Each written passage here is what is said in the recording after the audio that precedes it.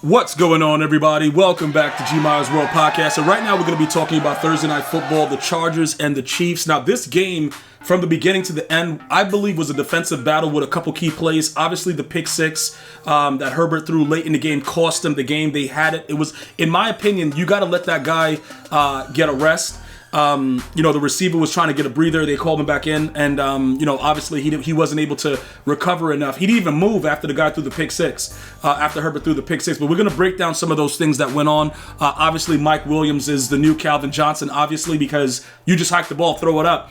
A lot of what I saw last night was like Stafford to Calvin. And I know you guys saw it too, where you just like, you know what? He's open someplace down there. Let me just throw it. Like, it don't really matter. And you know what it is? The corners are too small. Like the Chiefs corners, they're not going to get a lot of respect throughout the year because they don't really.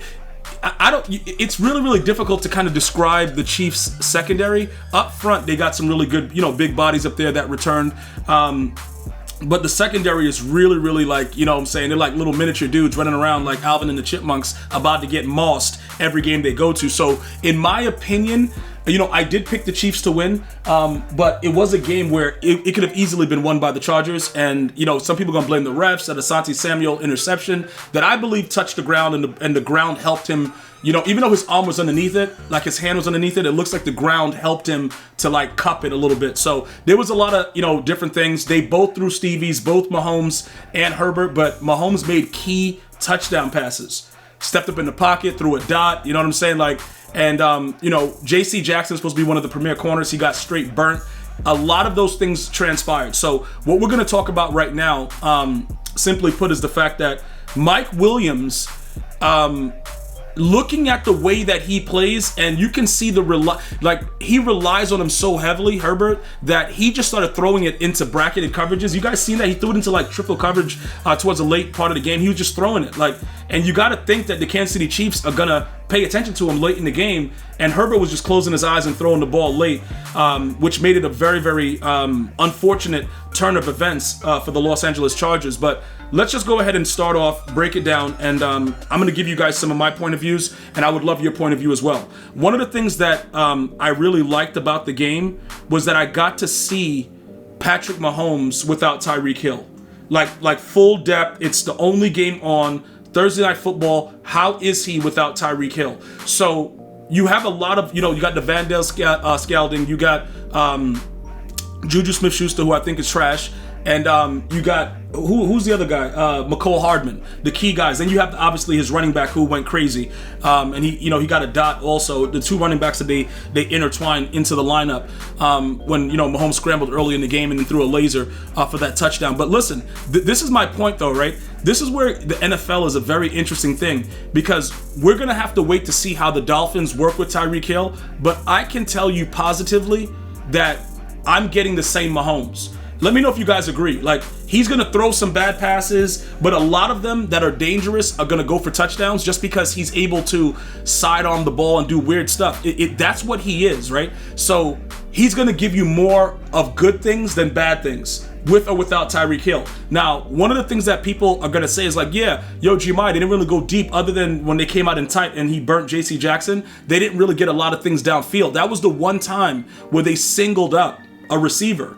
You see what I'm saying? They singled up the receiver because McCole Hardman went out. This dude came in and just burnt him for 6. So they weren't giving them, they were playing a lot of two-man shell defense and not really giving them a lot over the top. And one of the hardest things for a guy like Patrick Mahomes, such a big arm, is to take the things that the defense is giving you. And that's what he did. He actually took what the defense was giving him for the most part in the game, and then he was able to, keep the team in it. And then the pick six, like I said, obviously, that was the end. That was a 99.5-yard pick six. Like that pretty much sealed the game. Even with, Herbert going back down and scoring late and everything, the game was over. You can't go down 10 that late in the game unless you're playing a really terrible team and win the game. So overall, based on what I saw, Mahomes is still Mahomes. We have yet to see what, like I said, Tyreek Hill got his money, but obviously the Miami Dolphins is not a threat to win a Super Bowl. Tyreek Hill got his Super Bowl. He played very, very well in the Super Bowl. So he's good. He's a made man. He has his ring. He got his money. He's going to probably be, a little bit salty with certain things as the Chiefs continue to have success. and the Dolphins go wherever they're gonna go, because I really don't believe that they're a threat, even in their division. Like the Bills have that locked up. So overall, even with a lot of like fill-in receivers, Patrick Mahomes was really good. Defensively, I don't trust the Kansas City Chiefs secondary. Up front, they're pretty good getting pressure. Chris Jones, a lot of these guys, they still get pressure. So I like their front. The front is good, but their secondary, not too good. Now, let's jump over to the Chargers, right? Justin Herbert really disappointed me a lot in this game because he threw, like I said, both of them threw some bad passes, but Herbert, under pressure when everything was on the line, was not able to make certain throws. Now, I'm not sure like what was going on, with what he was seeing, but he's a big man. He can see over these guys. So when he's throwing Stevies like right there, like it just seemed weird, but a lot of them were dropped because the Chiefs, they just didn't want to intercept the ball. A lot of throws that Herbert made, similar to Mahomes in this game, they were drops.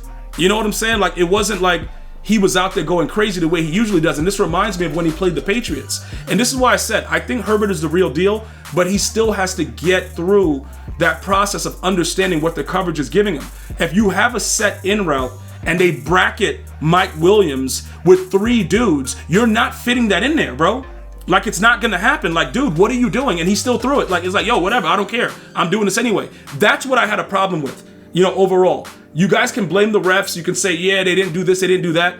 But the Chargers also got fluke calls as well. And I believe it balanced itself out. And it just came down to that pick 6 that Herbert threw. And if you go back and look at the pick 6, you'll see that it's very visible that the receiver is not paying attention. Like they're not on the same wavelength. And Herbert just goes with whatever the routine is and just throws the football. That's a no-no. You got to be able to see what's going on. I know you got to throw your receivers open, but in this case, he just threw the ball. Like, yo, whatever. If it happens, it happens. If it doesn't, and it's a pick 6. All right? And then, before that happened, when you came back into the second half, it was just a lot of forced throws. Now, defensively, I do believe that they are a very, very good team. The Chargers defensively, Khalil Mack, Bosa, like these dudes are really, really good. And they stifled the Chiefs in the first half.